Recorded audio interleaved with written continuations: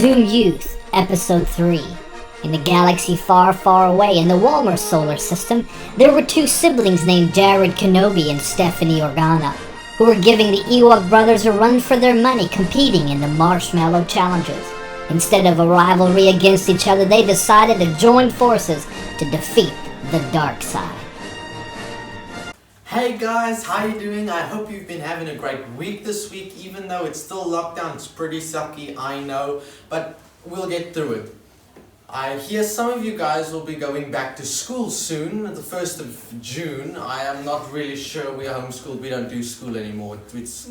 We quit. It's really, we really don't need to do any of that. We need school. Yeah, who needs it? But anyway, we've got a great night planned for you guys, and here's what we're going to do. We're going to be dancing, then we're going to listen to a great skit, and the message, I know it's just going to be amazing. And see you at the icebreaker.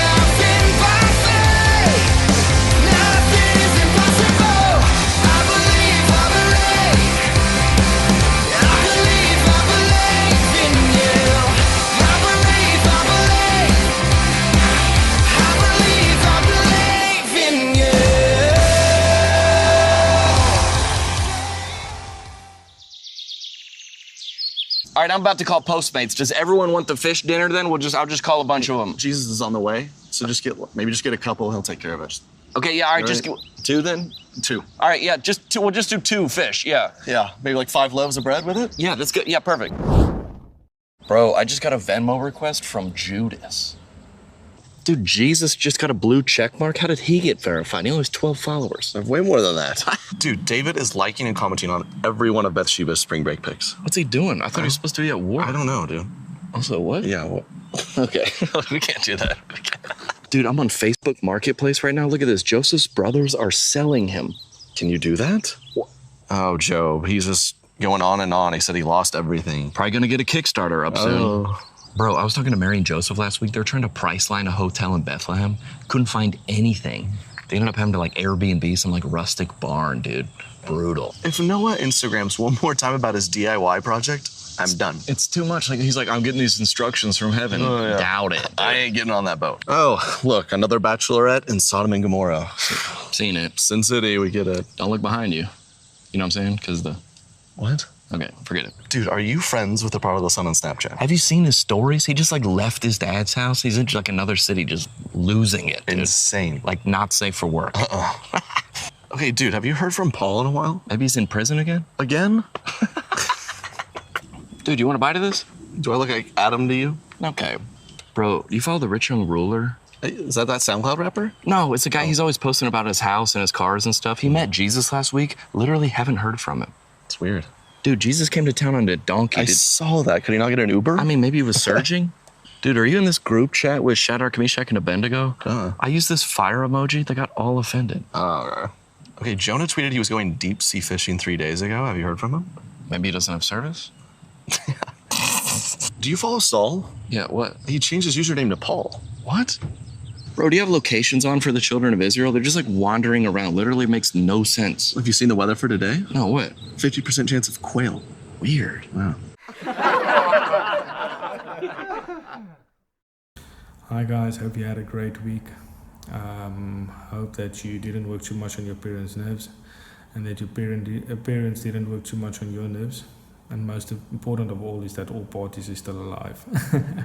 Guys, I want to speak to you tonight about why it took the Israelites 40 years to get through the desert to the promised land, and how significant that is to implement that into our lives as well, into what's happening these days. But in every situation, I think this is a very good story to implement into every situation and every difficult part that we go through in life, to make sure that we make the right decisions at the right time.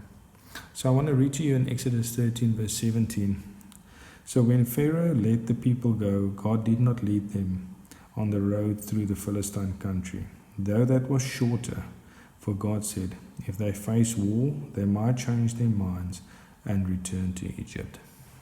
And I think it's a fantastic example, this verse, of where it shows you how much God loves us. God could have taken us and thrown us for the wolves, like they would say. But once again, He looks after us. He protects us. He knew that the Israelites was not mentally or physically strong enough to take on this challenge of fighting the Philistines to get to the promised land. And that's why He diverted the situation, and He diverted them from that situation to make sure that they build themselves physically and mentally strong enough to go into battle and to be victorious. And that's how we need to be these days. We need to not just go head first into a situation. We have to speak to God, take our time, listen to what He has to say, take the guidance that He gives us and implement it into each and every situation that we go into. The thing is, the biggest problem these days that is going around is that we blame time. We blame the world to say that there's not enough time. There's not enough time for God. especially. And I think this is where this coronavirus and this lockdown situation is such a perfect opportunity of how God works. Because we always complain we don't have enough time. So what do we do now with the time that God has given us? Have we taken that time now and put something else in that time, replaced that time that we used to be at work or whatever we used to do, be at school, used to be on the playgrounds, on the sport fields? Have we replaced that with God, or have we just gone and replaced that with some other earthly thing? Everybody jokes now, it's Netflix, it's Showmax, it's YouTube. But what are we doing when we use those platforms? Are we doing that to build us spiritually? Are we using those platforms to build us physically?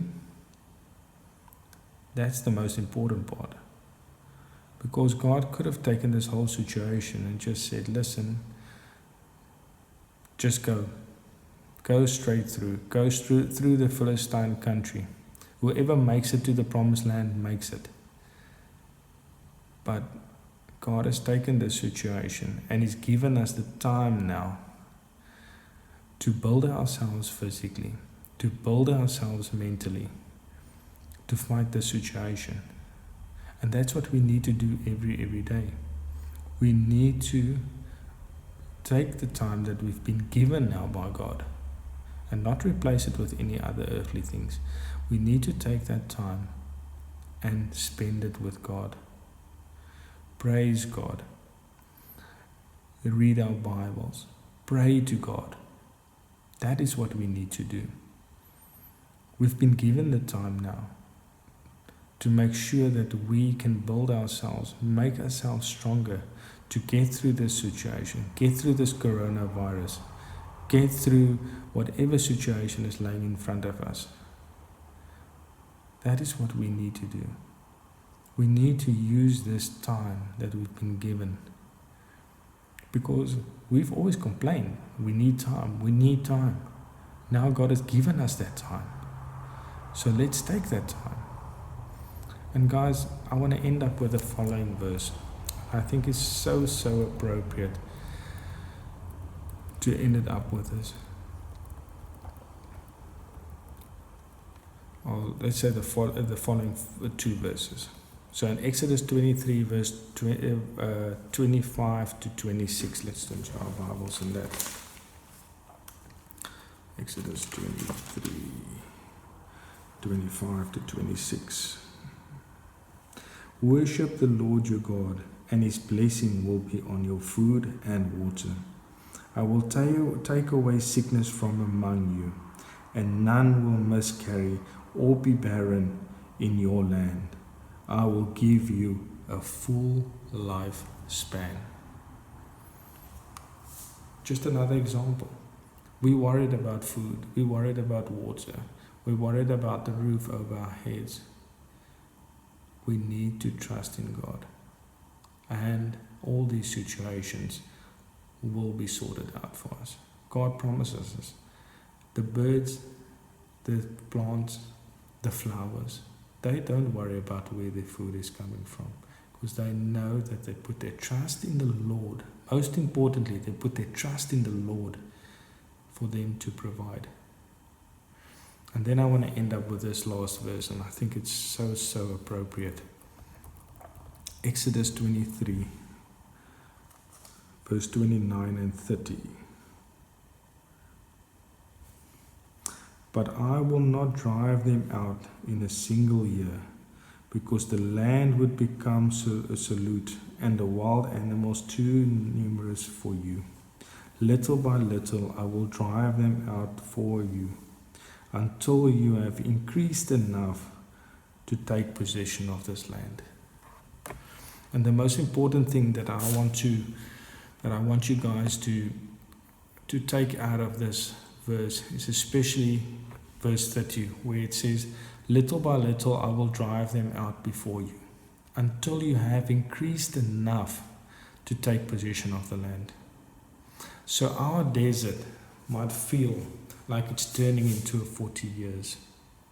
This whole lockdown situation, this depression, all those little things is deserts in our lives. And any of those deserts can feel like it's becoming a 40-year plan. I don't have money. How am I going to get a job? How am I going to get through school? All these pressures these days that's going on at school. School work that needs to be done. It's incredible. It's amazing, how quickly time flies.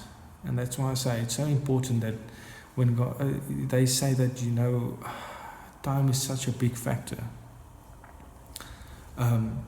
That's why it feels it can so easily feel like this little issue can become a cause of 40 years of struggling. But God clearly says in the second part of verse 30, He says, "Until you have increased enough to take possession of the land." Now, in that time, the Israelites needed to increase in numbers. But I think it's significant. What God is trying to tell us here is that we need to increase in faith, increase in obedience, increase our time with God, increase our own capacity to be filled with God and God alone. So once we are big enough and we are fitted to our full capacity with Christ, this whole situation with this coronavirus or any other situation might be moved away much quicker than we think, so that we can go through to the promised land, to get through that situation, to be able to turn around at the end when we're standing at the end of that situation and that whole problem is behind us, to say, thank goodness God was in control, because if it wasn't for Him, I would have been lost. So what I want to ask you guys tonight is, what are you filled with? Think you can add a little more Jesus each and every day? Because I promise you, I definitely can. Guys, have a great evening, have a great weekend, have a great week that lays ahead, and we can't wait to see you next Friday. God bless. Bye-bye. That was a great message. But now, who of you think I have a big mouth? Check this icebreaker out. This is the golf marshmallow trick shot. Here we go.